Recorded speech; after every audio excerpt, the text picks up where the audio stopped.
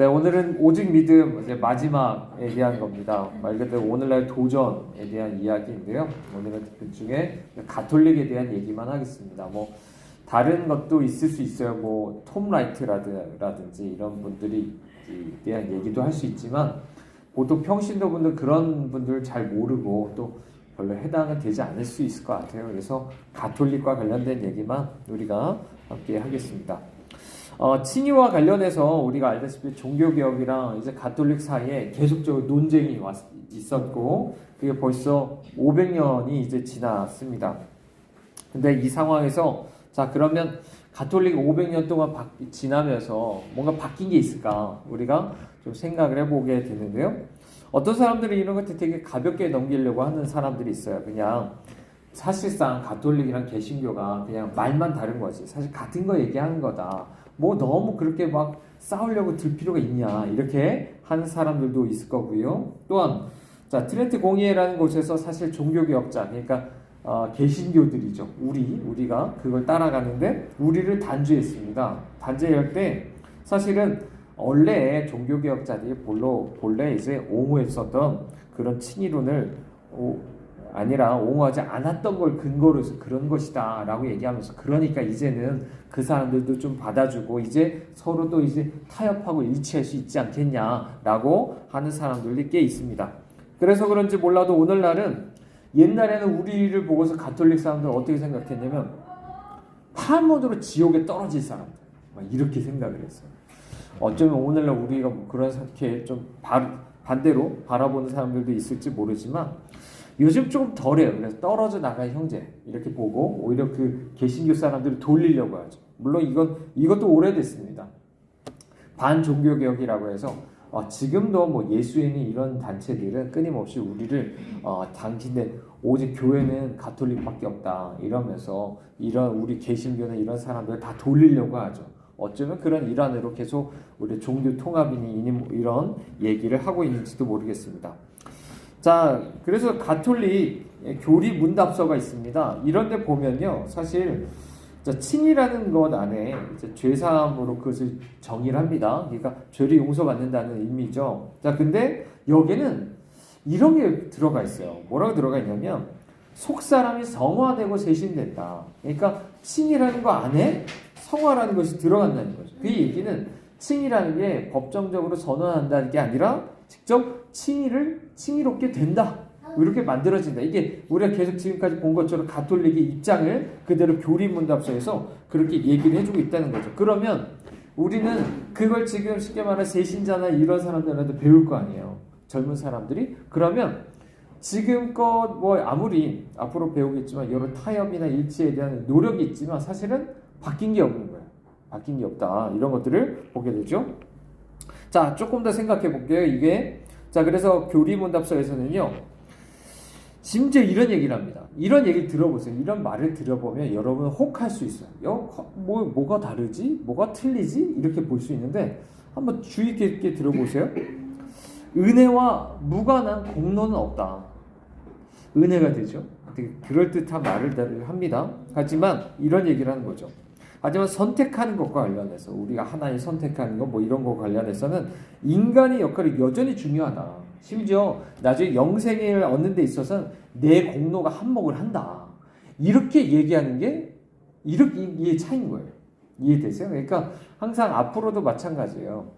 자, 이런 데 있어서 항상 좋은 말을 그럴듯하게 하는 말들 이런 것에 속아 넘어가시면 안 돼요. 그러니까 이런 것들을 다 통해서 예를 들어 세상에서도 세계관에 관련해서도 마찬가지고 교회 안에서 어떤 목사님의 어떤 설교를 뭐 유튜브나 이런 데 들을 때도 마찬가지고 좋은 말 한다. 교회니 목사다 뭐 이런 말을 해가지고 다 거기에 그냥 좋은 말 하면 다 그게 옳은 거니 내가 믿는 게 다 똑같은 거니 이렇게 생각하면 안 되는 거예요.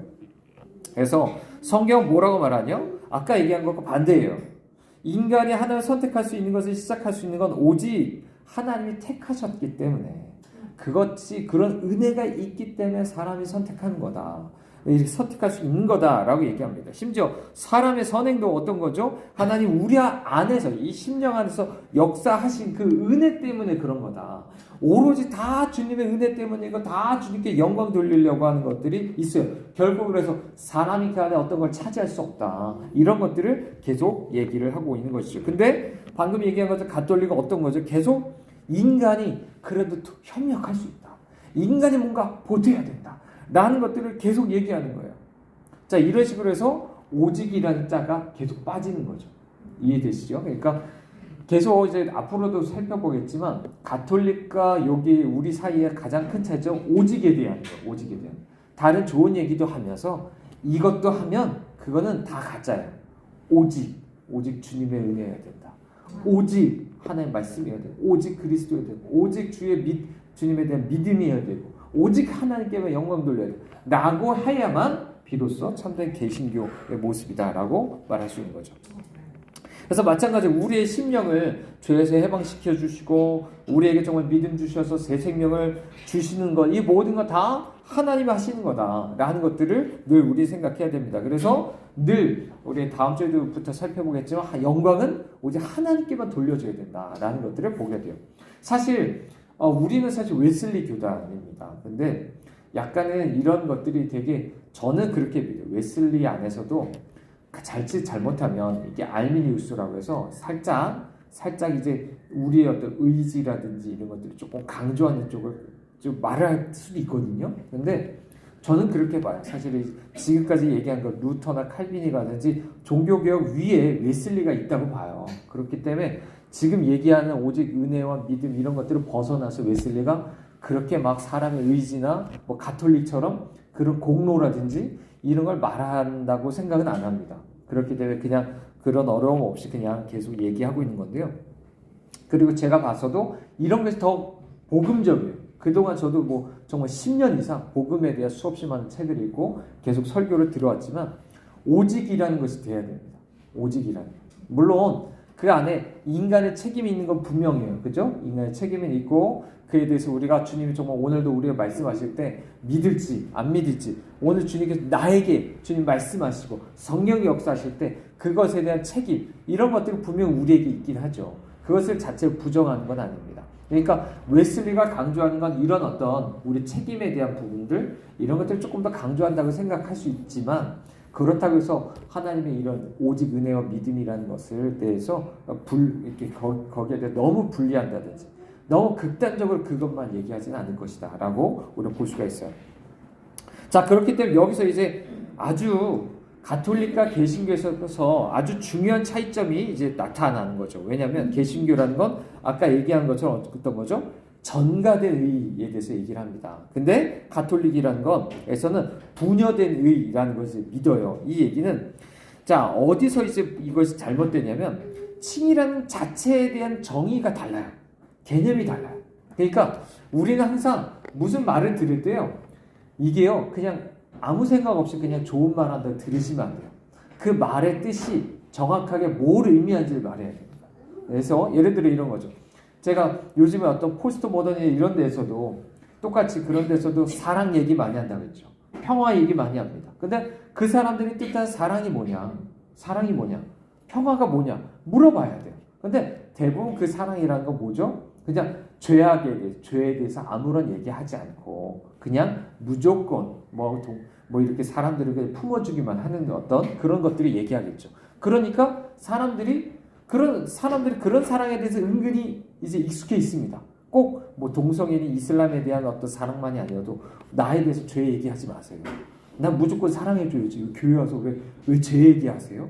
뭐 이런 잘못된 사랑에 대해서 생각을 하는 거죠. 그러니까 우리도 성격적으로 이런 것들 하나하나 다 정립을 잘 하는 것들이 필요한 거예요.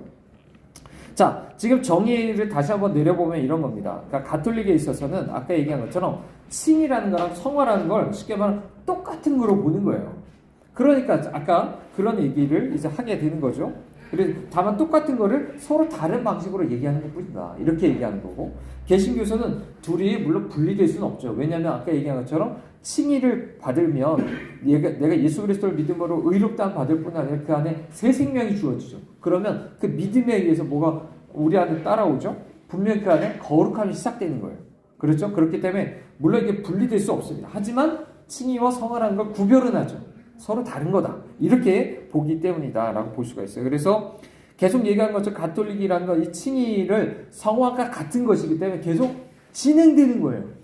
한 번에 끝나는 게 아니라 성화니까 만들어져야 되는 거예요. 그러니까 계속 죽을 때까지 계속 의롭게 돼야 된다. 만들어야 된다. 라고 말하는 거고, 개신교에서는 그게 아니죠. 의롭다고 선언되는 거니까 그거는 단번에 되는 거다. 내가 예수 그리스도를 실제 그렇게 믿을 때 단번에 되는 것이다. 라고 얘기를 하고 있는 것입니다. 자, 이와 같은 차이점이 있어요. 그런데 자, 우리가 지난번에 한번 얘기했던 것처럼 자, 우리가 가톨릭과 개신교 사이에 일치를 하려고 하는 노력들이 있었어요. 우리가 이런 것들을 조금 더 생각해 보려고 하는데요. 자, 앞으로도 마찬가지죠. 우리가 종교 통합에 대한 어떤 논의들이 사실 시대 자체에서 그런 것들이 점점 더 많아집니다. 왜냐하면 옛날에는 기독교 하나였어요. 그죠? 근데 요즘엔 어떻죠? 다원화된 세상이잖아요. 그러니까 모든 국가도 마찬가지고 모든 게 다원화가 됩니다. 그리고 나서 그것들이 하나로 뭔가 연합하는 이런 쪽으로 이제 시대가 흘러가잖아요. 그렇게 해서 종교도 마찬가지입니다. 종교도 종교 다원주의 쪽으로 이제 가죠. 너도 나도 똑같다. 다 구원을 받는 거, 똑같은 신 섬기는 거고 이쪽으로 이미 시대가 그쪽으로 가고 있어요. 그리고 그것이 꼭 종말론적으로만 생각하지 않아도 꼭 그럴 수 있다는 거죠. 자, 이때 1999년 벌써 20여 년이 넘었죠. 그때 10월 달에 루터교랑 가톨릭이 이제 기독교 일치 촉진을 위한 위원회라는 것을 만들었어요. 루터교는 상당히 의미가 있죠. 왜냐하면 루터가 처음으로 오직 믿음으로 칭의 의롭게 이제 된다라는 것을 이제 선언한 게 루터잖아요. 그렇기 때문에 루터교와 가톨릭이 이 위원회를 만들었다는 것이 상당히 의미가 있는 거예요. 근데 여기서 그래서 칭의론에 대한 어떤 공동 선언을 서명을 합니다. 근데 이 문서는 교황청의 공식 문서긴 하지만 성자 선언은 아니래. 이게 뭔 말인가 싶은데 어쨌든 이런 의미랍니다. 뭐냐면 가톨릭 신학이 있어서 공식 입장이 아니라는 거야.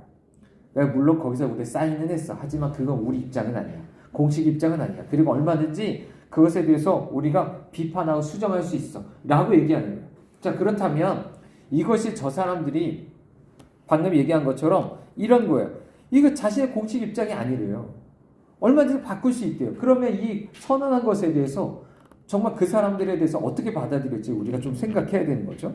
자, 루터교와 가톨릭은요, 각자의 신학 전통에 따라서 서로 다르게 이해하긴 하지만 어쨌든 공통의 발판을 마련했다. 이 정도 우리가 함께 선언했다.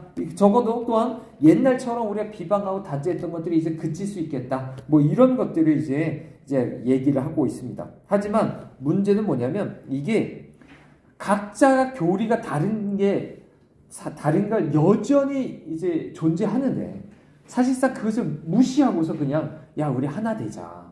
이제 더 이상 우리 그렇게 싸우지 말자. 이게 된 거예요. 이해되시죠? 그러다 보니 그게 문제가 되는 건데 다시 한번 그렇기 때문에 그 공동선언문의 내용을 들어보십시오. 자, 상당히 정말 그럴듯한 얘기를 다시 한번 보는데 이 둘은 이렇게 얘기합니다. 그리스도는 우리의 의다. 맞죠? 또 칭의는 오직 은혜로 말미암는다. 심지어 오직 믿음으로 말미암는다. 라고도 얘기합니다. 이거 우리가 얘기하는 거 다잖아요. 그죠?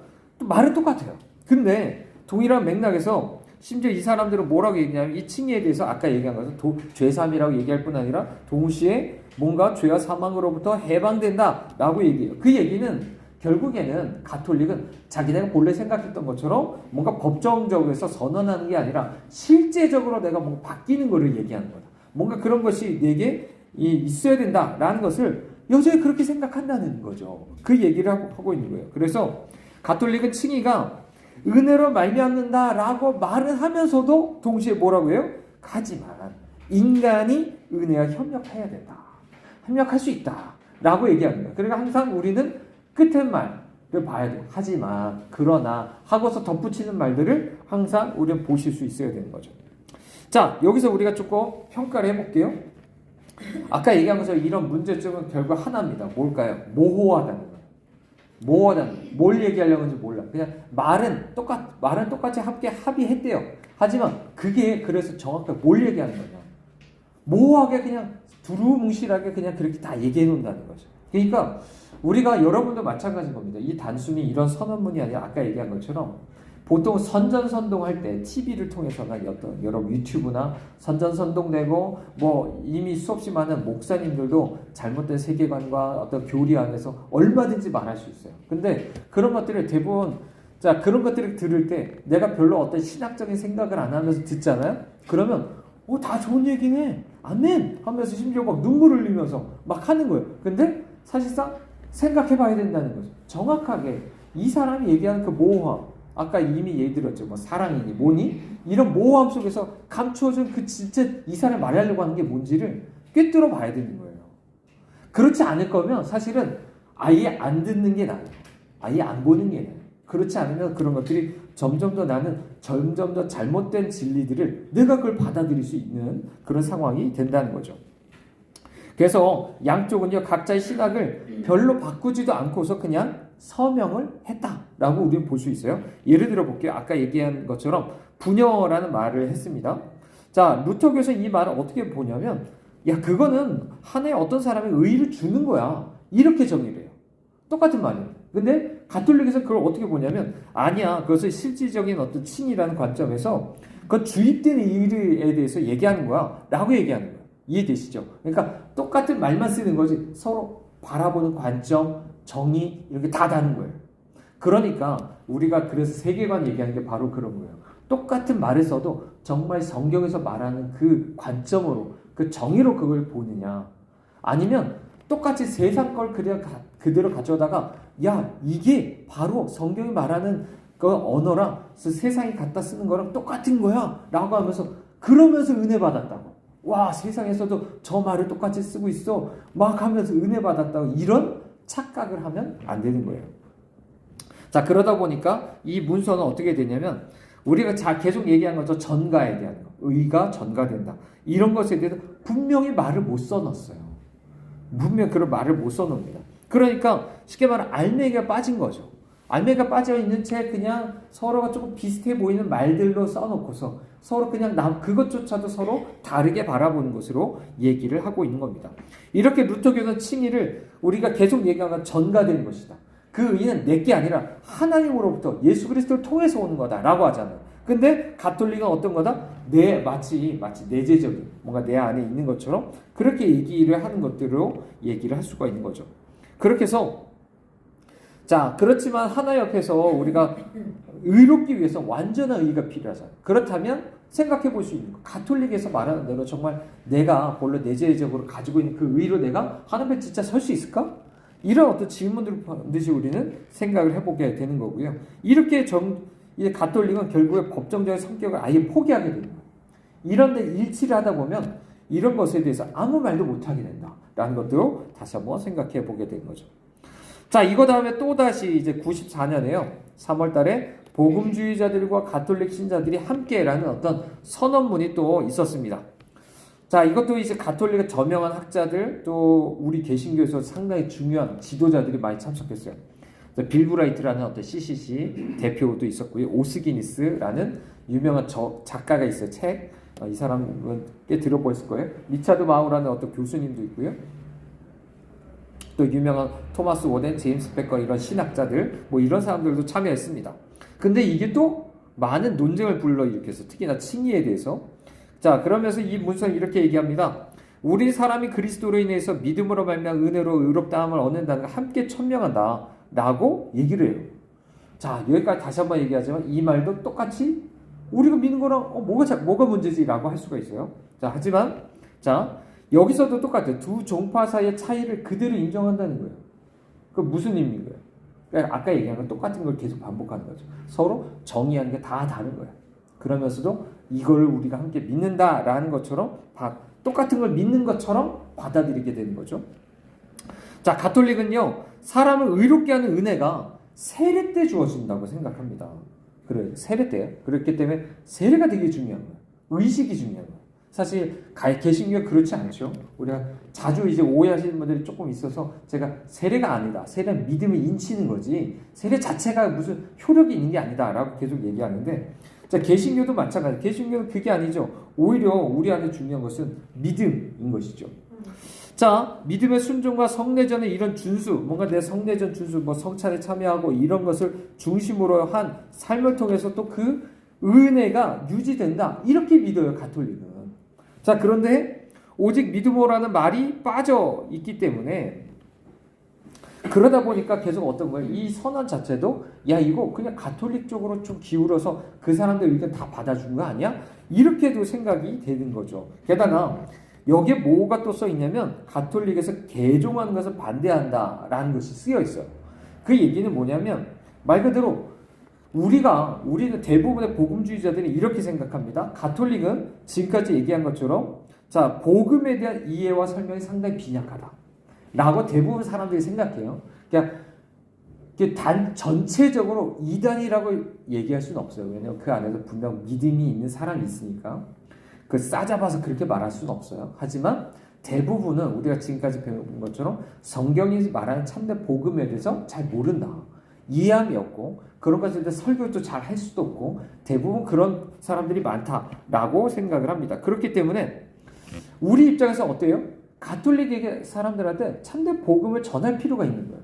그리고 그 사람이 참된 복음 안에서 정말 자유케 되어서 정말 계속적인 복음 안에서 서 있는 교회 안에 그 사람들 돌아오게 하는 것들이 좀 필요하다고 보는 부분이 있는 거죠. 그래야만 정말 참된 신앙을 할 수 있겠다라고 보는 거예요. 물론 이건 꼭 가톨릭에 해당되는 얘기만이 아닙니다. 그죠? 우리 교회라도 똑같은 어떤 교회라도 사실 똑같이 복음에 대해서 증거하지 않는 교회들도 많잖아요. 그죠? 그냥 세상적인 어떤 좋은 얘기만 하고 성경에서 말하는 어떤 때론 율법적으로도 때론 죄에 대해서 얘기하면서 회개하라고 얘기하고 때로는 복음을 외치면서 예수님을 믿으라고 얘기하고 이런 것들이 잘 이제 설교가 되지 않고 자 그냥 이제 어떤 사람들이 듣기 좋은 지난번에 한번 얘기했었죠. 이미 국가가 하나님이 있을 때에서 얘기했던 것처럼 이미 다른 것들 십자가 복음 외 뭐 예수 믿으면 뭐 천국 간다라는 것은 다 건너뛰고서 그죠? 우리 삶을 사는 것을 다 건너뛰고 그냥 천국 간다 마치 보증처럼 말하고 예수 믿으면 무조건 복 받는다 말하고 성공한다고 말하고 치유받는다라고 말하고 뭐 이런 것들을 계속 오해하고 또 그렇게 잘못 받아들이게 하는 것들이 얼마나 많아요. 그런 교회 다닌 사람들한테도 사실 진정한 복음을 들려주고 또 그 사람들이 진짜 그런 복음을 전하는 교회 안에서 참된 신앙생활 하도록 하는 것도 필요할 수도 있어요. 어쨌든 중요한 것은 우리가 여기서 다시 한번 돌아가서 우리가 함께 살펴보는데요. 자, 그래서 이런 사람들은 이런 선언문의 의미를 밝히기 위해서 다시 한번 후속 문서를 이제 이 사람들이 만들게 됩니다. 그래서 다시 한번 강조하죠. 아니야, 우리는 그래도 오직 믿음으로 말미암는 칭의, 전가된 의를 우리는 그걸 얘기하고 있어. 그리고 가톨릭을 포함한 모든 사람 복음화해야 된다라고도 얘기를 했어요. 하지만 이상하게 자 칭의와 관련된 온갖 쟁점들이 여전히 해결되지 않은 게 많은 거죠. 예를 들어 칭의라는 용어를 정의를 안 했어요. 정의를 안 하고 전가된 의, 주입된 의에 대해 관계도 설명도 안 하고 칭의와 어떤 다른 교리들과 관계 속에 차지하는 위치, 이런 어떤 지위 이런 것에 대해서 설명도 안 하는 거예요. 그러니까 정확하게 이거를 설명해 놓지 않으면요. 항상 법도 마찬가지고 모든 게 제대로 이게 명확하게 이런 건 이런 거야라고 정의하고 설명해 놓지 않으면 그걸 보는 사람은 자기 마음대로 해석해요. 그죠? 여기서도 마찬가지. 가톨릭에서도 얼마든지 그렇게 해석하는 거예요. 그러니까 우리가 정말로 때로는 이런 것들이 되게 잘 정리해서 우리가 조금 갖고 있는 것들이 정말 중요하다라고 말할 수 있는 거죠. 그래서 게다가 문제는 이런 것들 일부 가톨릭 사람들만 이렇게 합의했다라고 말할 수 있어요. 자, 여기에 대해서 이제 몇몇 사람들이 이제 자기네들의 변호를 했어요. 거기에 대해서 우리가 몇 가지를 살펴보는데 제임스 패커라는 사람은 상당히 복음주의적인 사람입니다. 하지만 그래서 이 사람이 이런 얘기를 했는데요.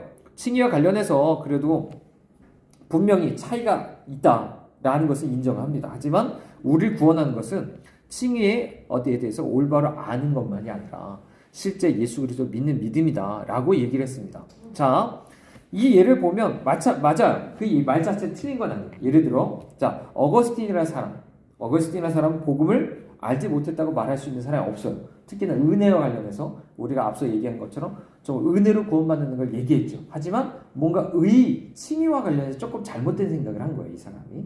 그렇죠? 그래서 그것을 우리가 거부하는데 근데 이 문제 조금 더 복잡할 수 있고요. 사실은 주님의 나라에 정말 주님만이 그것을 아시겠다라는 어떤 생각들을 좀 겸손하게 우리가 가져볼 수 있을 겁니다. 하지만 분명 우리가 이런 것을 알 수 있겠죠. 어떤 사람이 믿음으로 말미암은 칭의를 거부한다면, 그죠? 그게 결국에는 하나님의 진노로부터 그 사람은 건진받지 못할 것이다. 그죠? 적어도 그건 알고 있죠. 그리고 우리가 지난번에 얘기한 것처럼 바른 어떤 지식을 아는 것이 중요합니다. 내가 바른 칭의에 대해서 교리를 알지 못한 채 우리가 그것을 잘못된 설명, 잘못된 관점 안에서 내가 그것을 믿어봐요. 그러면 말 그대로 내 믿음 자체가 그 잘못된 믿음을 가질 수 있기 때문에 그것도 상당히 중요한 것이다 라고 말할 수가 있습니다. 자, 실제 가톨릭에 속한 많은 사람들이요, 복음을 온전히 깨닫지 못하고 있다는 것을 인정해야 됩니다. 자, 그래서 어거스틴의 칭의에 대한 것은 잘못됐지만, 하지만 그렇다고 해서 그가 복음을 믿고서 전한 것은 그것은 우리가 다 받아들인 사실입니다. 게다가 아까 얘기한 것처럼 가톨릭교 안에서도 이 어거스틴의 믿음을 어느 정도 받아들인 사람들도 있을 거예요. 그죠? 그래서 너무 우리가 항상 흑백 논리로 막 다 싸잡아가지고 이렇게 하는 것들을 되게 조심해야 되죠. 문제는 오늘날은 더 복잡해졌다는 거죠. 왜냐하면 가톨릭이 점점 옛날보다 더 어거스틴으로부터 점점 더 멀어졌어요.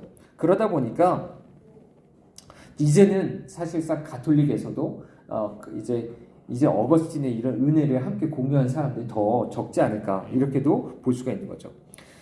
게다가 이 문서는요, 이렇게 하면서 이제 가톨릭과 개신교 간의 차이가 그렇게 중요하지도 않은 것처럼 이제 들릴 수 있지만, 사실은 사실 이게 제일 중요한 거예요. 이것 때문에 개신교가 나왔거든요.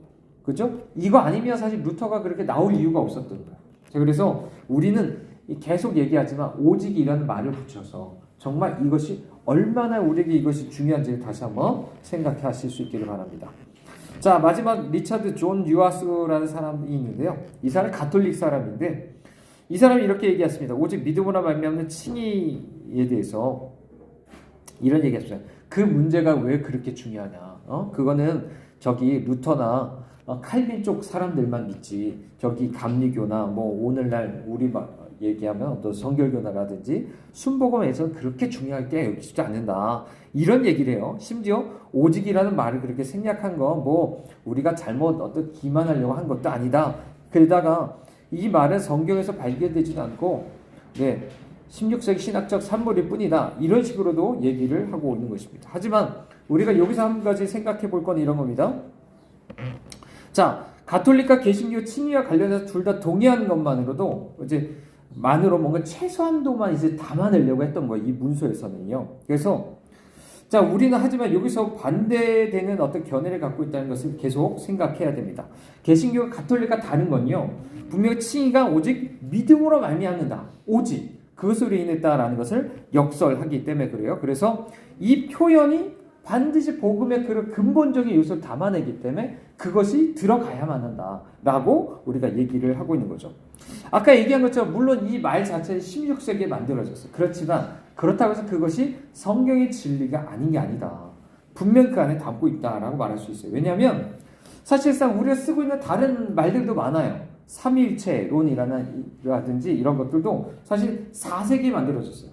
하지만 그것도 모두가 성경이 말하는 모든 진리, 교리를 잘 담고 있죠. 그렇기 때문에 이런 어떤 논리식으로 그건 나중에 만들어진 말이니까 그것을 거부해야 돼, 이렇게 말할 수 없어요. 심지어 사실 가톨릭은 사실 그런 것들을 더 많이 가지고 있죠. 그렇기 때문에 그런 식으로 말할 수 있는 것은 아니다 라고 볼 수가 있고요. 그렇기 때문에 이것조차도 성경이 말하는 분명한 진리라는 것을 얘기할 수 있어요. 자, 이 사람은 계속 얘기하는 것 중에 하나는 뭐냐면, 과거의 논쟁에서 계속 묶여가지고 왜 이렇게 헤어나오지 못하냐, 그걸 벗어나서 우리가 좀 하나가 되자라는 것을 끊임없이 얘기를 합니다. 이게 하나됨에 대해서, 연합에 대해서 강조하는 사람들은 계속 그런 식으로 얘기를 하는 거예요. 그래서 사실상 우리에게 있어서는, 우리에게서 가장 중요한 거, 어떻게 보면 생명과 같이 여길 게 이런 복음이잖아요. 정말 오직 믿음으로만 된다, 오직 은혜로 되는 것이다 라는 것은 너무나 중요한 것이기 때문에 그것 때문에 어쩔 수 없이 가톨릭에서 나온 거잖아요. 그런데 이걸 포기하고서 왜 거기에 계속 발목 잡혀서 우리가 하나 되지 못하는 거냐라고 이 사람들은 계속 얘기하고 있는 것입니다. 그래서 이런 식으로 얘기하는 거, 당신은 오직 믿음으로 말미암는 칭의를 믿는다면 이런 그가 정말 좀 화해의 기차에 탈 수 있겠냐 이렇게도 물어보고 있는 것입니다. 하지만 이렇게 화해한다는 건요 결국엔 가톨릭으로 다시 하나가 되어서 과거로 돌아간다는 의미밖에 안 되는 것이다 라고 말하는 거예요.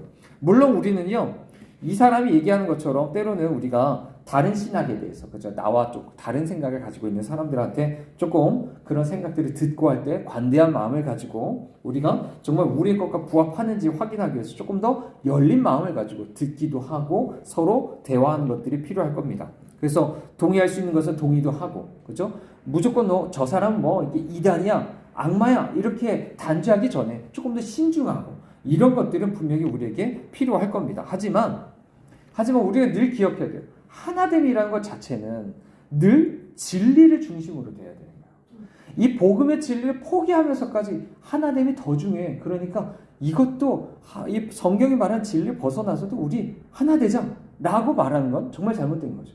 그렇죠? 심지어 요즘에는 정말 타 종교와도 연합에 대해서 얘기를 하잖아요. 그렇죠? 심지어 예수 그리스도에 대해서도 부정하는 어떤 그 안에서도 심지어 연합하려고 하는 것들을 우리가 보게 되는데 그것은 상당히 잘못된 것이다 라는 것들을 다시 한번 생각해 보셔야 됩니다.